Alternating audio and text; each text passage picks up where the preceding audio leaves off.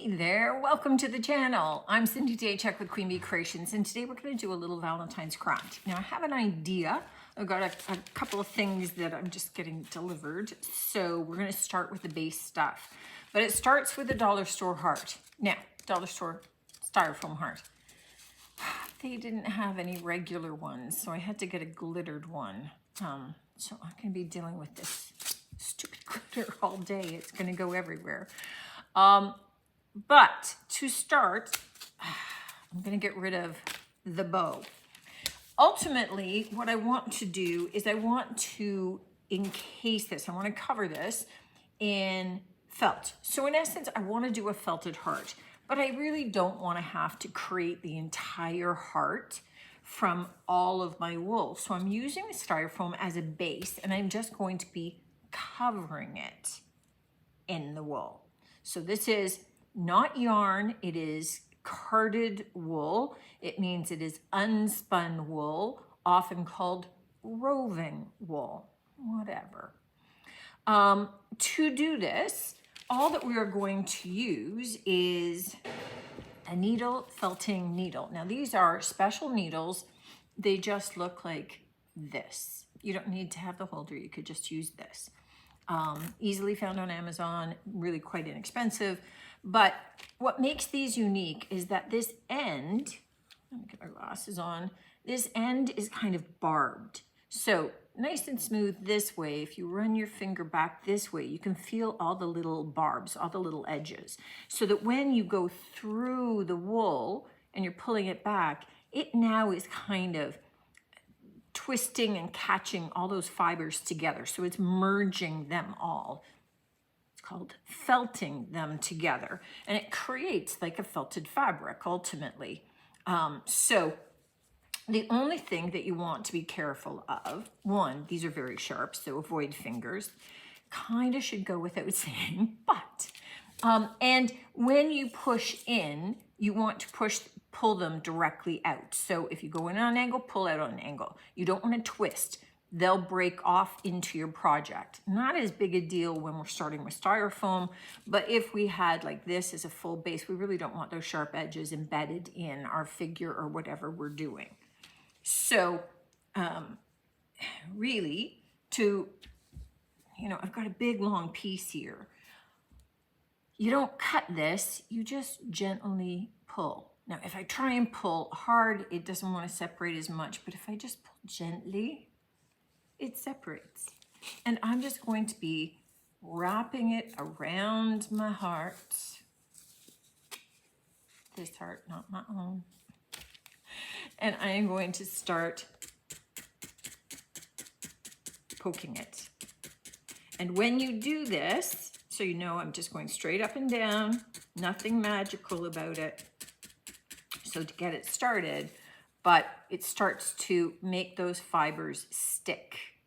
So you're embedding them in, they're all kind of, getting caught up as they come in and out. And so they are going to become one. We're just felting them together, and we can go and we can add them to and adhere them down so that we create a nice smooth surface. And we want to do this enough that we get this all kind of nice and smooth and netted over. If I have a thin spot like here, then I will just simply take a little bit more of my wool. I'll tease it apart a little bit. I'll lay it over those sections. And then I'll just felt it down in, and it becomes unified. So what we want to do is we want to do enough of all that we create an entirely uniform pink felted heart. And this becomes the base to our project. Now I am doing this, you could just simply paint if you want to. I'm doing this because where we're going, our next steps, I like the textural element to this. I like having this as kind of that wool fabric textural base. So I'm doing it because of the contrast with where we're going next. You see with the finished project what you want to do. If you don't want to needle felt, then you could do the same craft that we're going to do. You could decoupage this, you could paint this, you could do, you know, you could do whatever your heart desires, really. But I just want to give you an idea of a different kind of look. So I'm going to carry on. I'm going to get this all felted. It won't take as long as it may seem, but you know, right now you can see that it's got a lot of bumpy ridges. It's not very uniform. So the idea now is to get it all uniform. I want it done equally on both sides. So we're going to do this two-sided so that as it spins, it's going to be nice and smooth. Next step in this project, I have some little flower tops. You know, I get all kinds of different flowers and I just keep bags of just the tops of pieces that fall off or don't work. And all that I'm doing is I am cutting off the long stem. They have too long a stem for me, and I am adding a pin.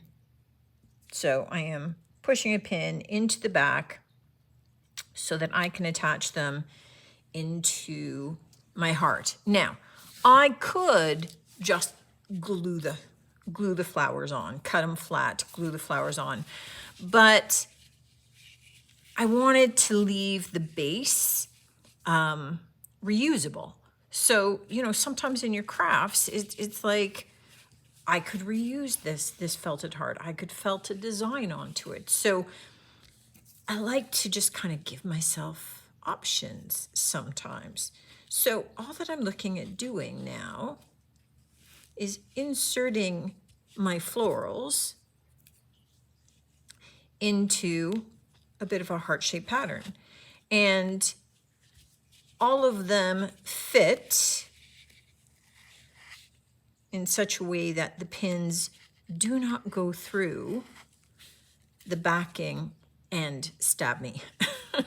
So I'm just going to arrange these now in a way that makes sense, and then we can continue on with our project. So this is our little finished floral heart.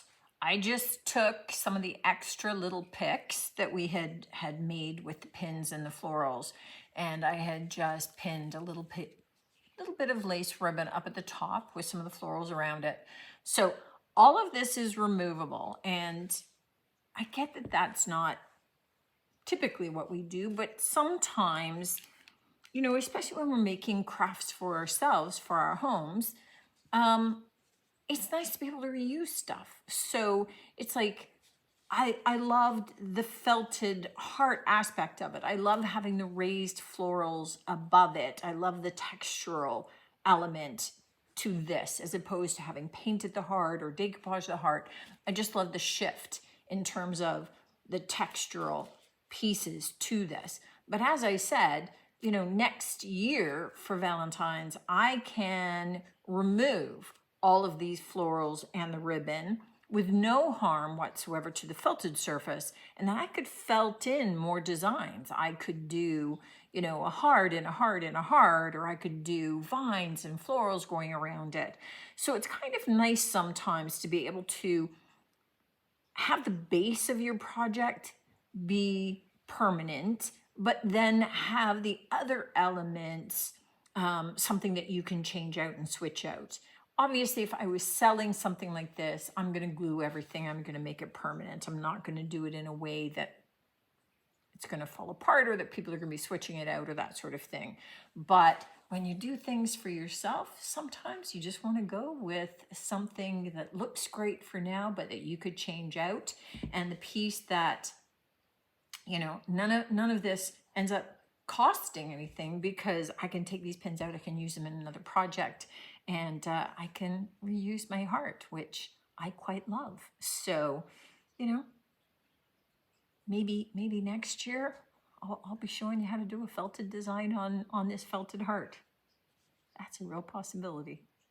Let me know what you think of this one, guys. Always love to hear from you. And, you know, looking forward to seeing you on the next one. Until then, take care.